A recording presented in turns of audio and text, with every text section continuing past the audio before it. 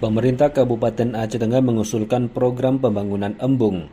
Hal itu dilakukan sebagai langkah pemerintah dalam mengatasi kesulitan air di kawasan kota Takengon. PJ Bupati Aceh Tengah Temir Zuan kepada RRI menyampaikan usulan tersebut disampaikan ke Kementerian PUPR. Sumber-sumber air. Kita alhamdulillah sumber air kita sini ada sumber air dari Danau Tawar.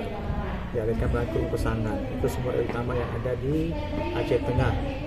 Terus juga kita ada sumber air Paya Bener. Itu kita sudah dari pemerintah provinsi mengusulkan program kegiatan di Paya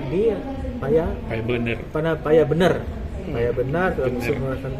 Dari provinsi Pak Gubernur mohon untuk embung Paya Bener ke Kementerian PUPR. Itu salah satu sumber air nanti. Ditambahkan PJ Bupati Aceh Tengah Mirzuan, terkait ada gangguan pelayanan air baru-baru ini, salah satu sebab adalah terjadinya penyusutan atau penurunan debit air di intek atau instalasi pengolahan air di dermaga Dedalu. Seperti yang kejadian kemarin ada penurunan pesurutan air sehingga terganggu pelayanan air minum, itu ada intek yang di dermaga Dedalu.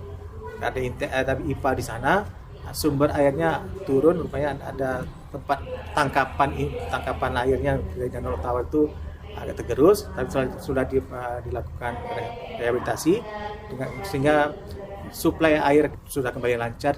Diketahui masalah air menjadi perbincangan hangat di kawasan kota Takengon, Aceh Tengah. Mengingat musim kemarau, banyak masyarakat atau pelanggan PDAM Tirta Tawar Takengon mengeluh tidak mendapatkan pasokan air secara maksimal. Satiran, RRI Takengon melaporkan.